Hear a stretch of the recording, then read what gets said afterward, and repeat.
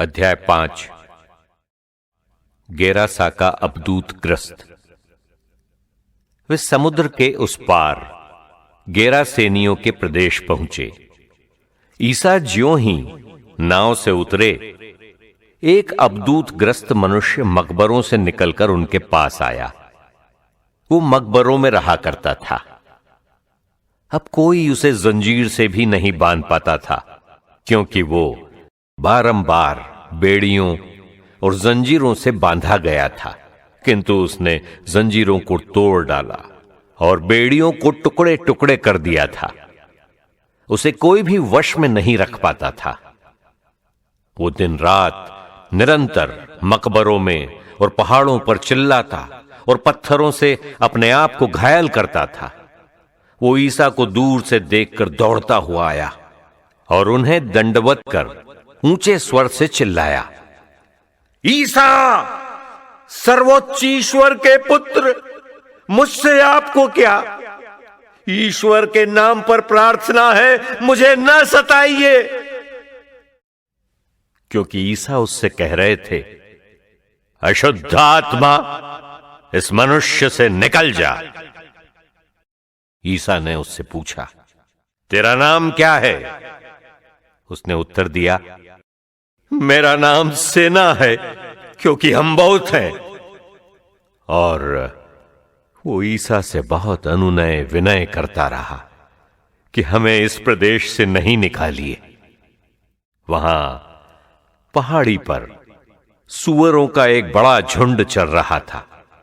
अबदूतों ने यह कहते हुए ईसा से प्रार्थना की, हमें सूअरों में भेज दीजिए, हमें उनमें घुसने दीजिए।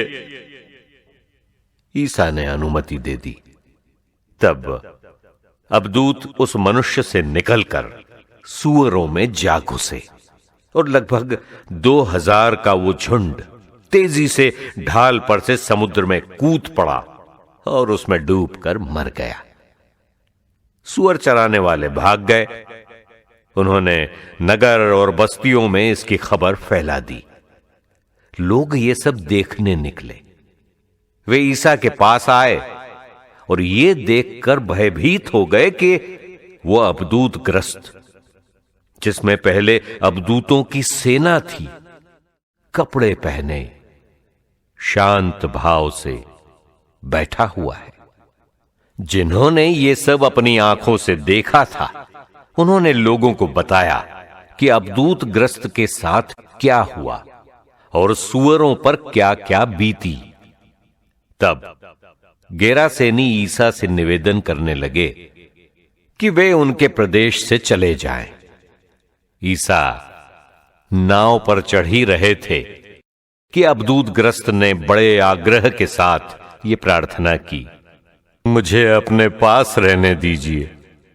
उसकी प्रार्थना स्वीकार करते हुए ईसा ने कहा, अपने लोगों के पास अपने घर जाओ और उन्हें बता दो कि प्रभु ने तुम्हारे लिए क्या क्या किया है और तुम पर किस तरह कृपा की है। वो चला गया और सारे देकापोलिस में यह सुनाता फिरता कि ईसा ने उसके लिए क्या क्या किया था, और सब लोग अचंभे में पड़ जाते थे। जैरूस की बेटी और रक्तस्राव पीड़िता। जब ईसा नाव से उस पार पहुंचे तो समुद्र के तट पर उनके पास एक विशाल जनसमूह एकत्र हो गया।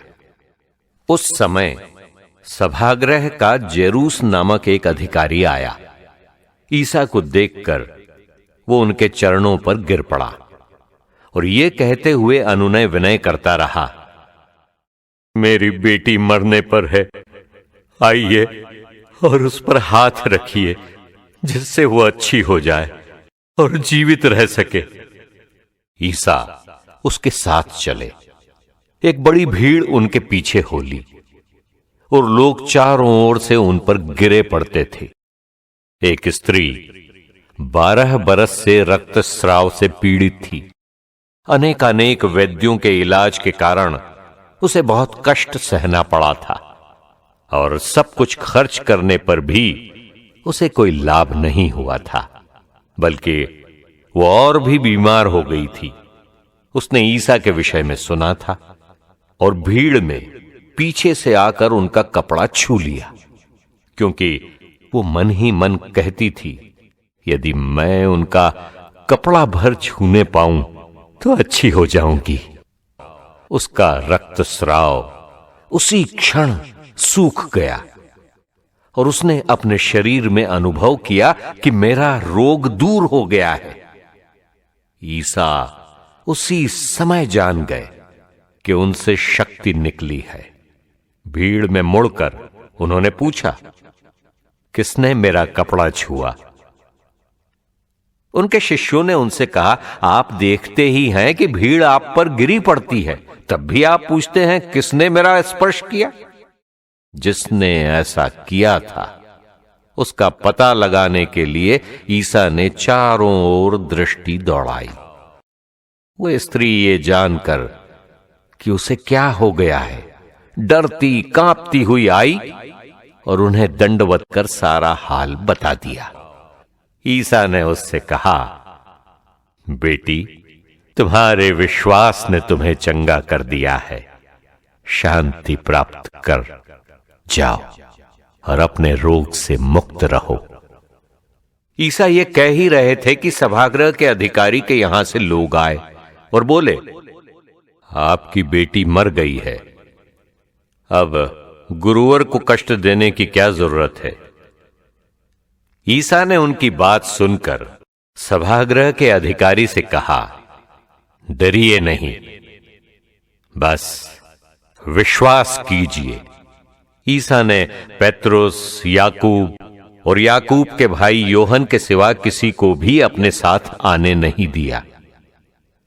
जब वे सभागृह के अधिकारी के यहां पहुंचे तो ईसा ने देखा कि कोलाहल मचा हुआ है और लोग विलाप कर रहे हैं। उन्होंने भीतर जाकर लोगों से कहा, ये कोलाहल, ये विलाप क्यों? लड़की मरी नहीं, सो रही है। इस पर वे उनकी हंसी उड़ाते रहे। ईसा ने सबको बाहर कर दिया और वो लड़की के माता पिता और अपने साथियों के साथ उस जगह आए जहां लड़की पड़ी हुई थी। उन्होंने लड़की का हाथ पकड़कर उससे कहा, तालिथा कुम। इसका अर्थ है, ओ लड़की, मैं तुमसे कहता हूं, उठो। लड़की उसी क्षण उठ खड़ी हुई और चलने फिरने लगी, क्योंकि वो 12 बरस की थी। लोग बड़े अचंभे में पड़ गए। ईसा ने उन्हें बहुत समझाकर आदेश दिया कि ये बात कोई न जान पाए और कहा कि लड़की को कुछ खाने को दो।